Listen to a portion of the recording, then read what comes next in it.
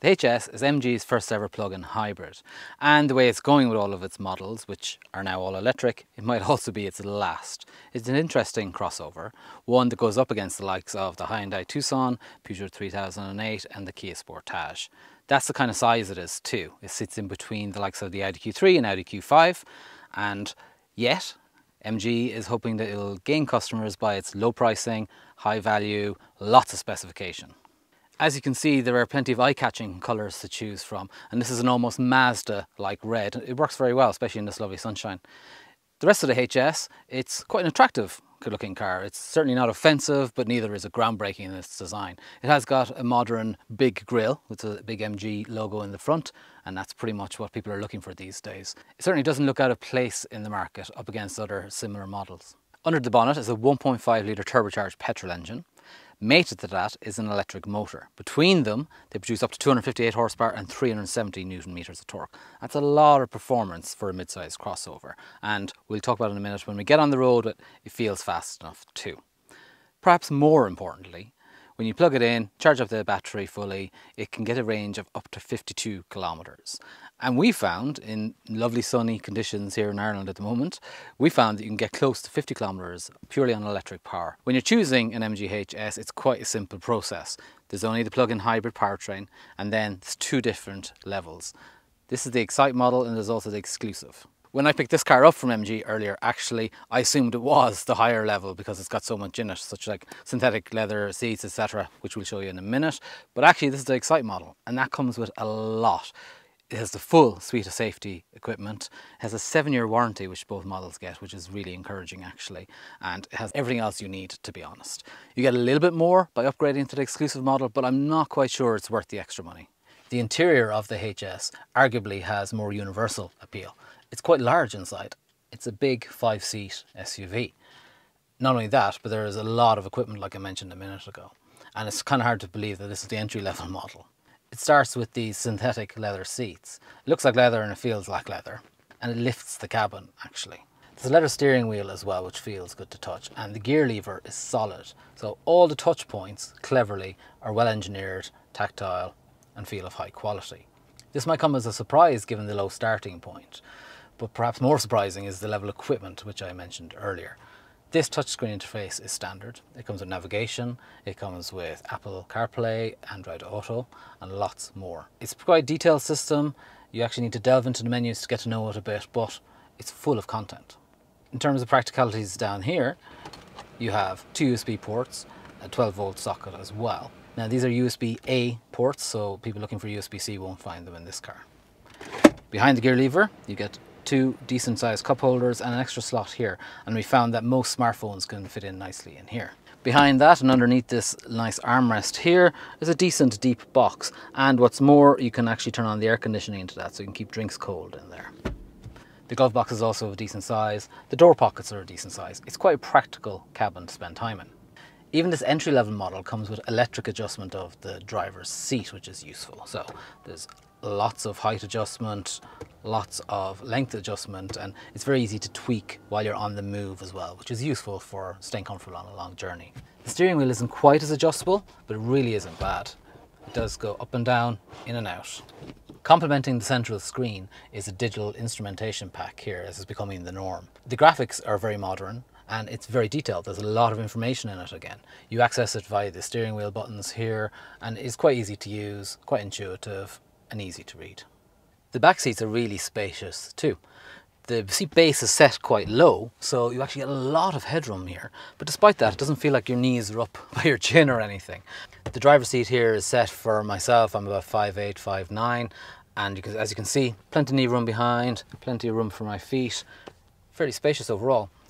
As ever in this class, there are 3 seats back here, and the middle one isn't perhaps for use all the time. It can be used, and I can fit in here actually, but it's perhaps not good for 3 car seats. Speaking of which, there are ISOFIX mounting points on the outside 2 seats, as you'd hope. There are air vents here, and actually USB ports too. A few other practicalities. There are nice pockets here in the backrest, is always useful. And if you're not using the central seat, it's a decent armrest here, and a cup holders here as well. On top of that, there's an extra storage compartment there. It's all very practical, all very useful. Speaking of practicalities, the boot in the MG HS is worth a look. It holds 463 litres with the rear seats up, which is considerably more than you'll get in a regular family hatchback, and it's about on the same level as most other plug-in hybrids in this segment. Typically with a plug-in hybrid, there's less boot space because the battery needs to be packaged underneath, or sometimes an extra electric motor. In this car, there is a battery under here. Under this nicely damped cover, there is some space for charging cables. There isn't a spare wheel in this model, but that's not unusual in this sector. If you need a bit more space, the back seats fold down flat. They latch down in place as well, so that enhances the feel and quality, and it's a really useful feature. While the MG badge might promise sportiness from yesteryear, the modern MG is more about efficiency and comfort. And thankfully, MG has designed the HS to be comfortable on the road, so you'll notice that straight away. The suspension is soft, it's comfortable, it's great at cruising, and that is where it's actually at its best. It's not bad around town either. It does soak up potholes and speed bumps very, very well. It's easy to manoeuvre, visibility is good in all directions, but it's not sporty. The MG HS is very easy to drive. You jump in, like any automatic car, you put it into drive and off you go. If you want, you can press a button and go into purely electric mode. If there's enough charge in the battery, it'll do that, obviously, and once the battery charge runs low, the engine will kick in again.